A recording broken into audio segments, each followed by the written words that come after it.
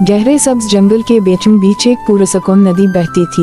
उसी नदी के किनारे एक दाना और ताकतवर हाथी रहता था जिसका नाम महावीर था।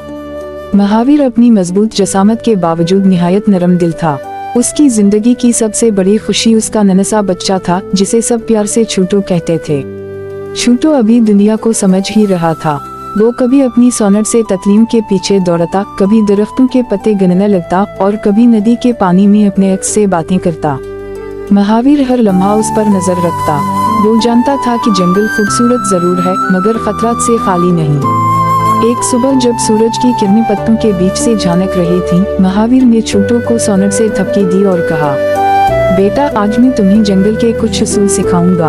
हमेशा रेवर के करीब रहना और अजनबी आवाजों से दूर रहना।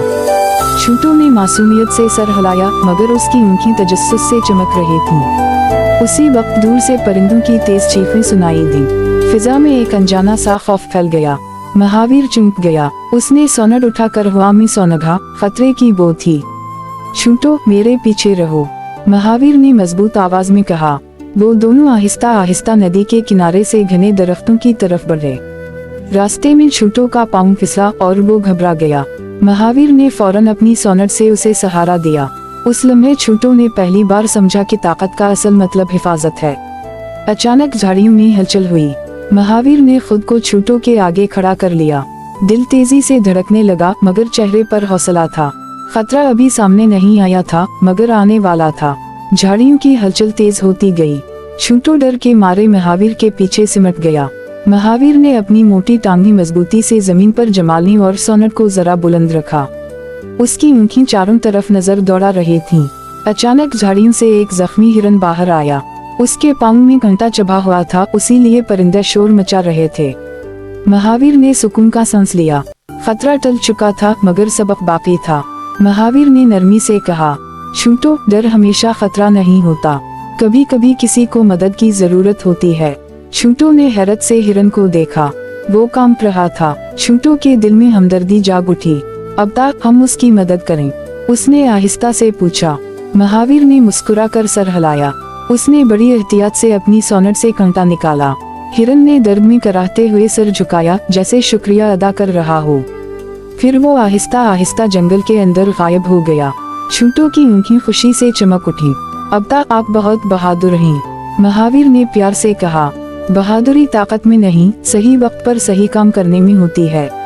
उसी दौरान दूर से हाथियों के रेवर की आवाज आई। महावीर ने छोटू को अपने करीब रखा और दोनों रेवर की तरफ चल पड़े। रास्ते में महावीर ने छोटू को बताया कि जंगल में हर जान की अपनी जगह और अहमियत है। जब वो रेवर के पास पहुँचे तो सूरज ढलने लगा था। सुनहरी रोशनी में छोटू ने खुद को पहले से ज्यादा मजबूत महसूस किया। उसने सीख लिया था कि खौफ के साथ साथ रहम और समझदारी भी जरूरी है। शाम की सुनहरी रोशनी आहिस्ता आहिस्ता अंधेरे में बदलने लगी। रेवर आराम कर रहा था मगर जंगल में रात कभी मुकम्मल खामोश नहीं होती। छोटू महावीर के पहलू में लेटा हुआ था मगर उसकी आंखों में नींद नहीं थी। आज के वाकयात उसके दिल में सवाल बनकर घूम रहे थे। अचानक दूर से इंसानों की आवाजें सुनाई दी, मध्यम मगर खतरनाक। महावीर चौंक गया। उसने फौरन रेवर को खबरदार किया। बूढ़ी हथनी ने आहिस्ता से कहा, ये शिकारी हो सकते हैं, सब बच्चे बीच में आ जाएं। महावीर ने छोटू को अपने करीब किया और उसे अपने साए में ले लिया। छोटू का दिल जोर जोर से धड़क रहा था मगर वो भागा नहीं। उसे अपने अब्बा की बात याद आई, घबराहट नहीं, समझदारी। अचानक एक रोशनी चमकी और जोरदार आवाज आई। रेवर हरकत में आ गया मगर शोर नहीं मचाया। महावीर ने इशारा किया और सब नदी की तरफ बढ़ने लगे जहां नरम जमीन कदमों के निशान छुपा लेती है। रास्ते में छोटू पीछे रह गया। एक गड्ढे के किनारे उसका पाँव फंस गया। वो घबरा कर चीखने ही वाला था कि महावीर की सोनर फौरन आगे बढ़ी।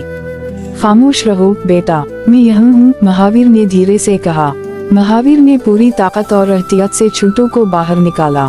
उसी लम्हे शिकारियों की आवाजें करीब आ गईं, मगर रेवर पहले ही नदी पार कर चुका था। पानी में उतरते ही शोर दब गया और रोशनी पीछे रह गई।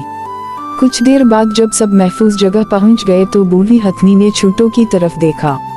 आज तुमने हिम्मत दिखाई है। छोटू ने महावीर की तरफ देखा।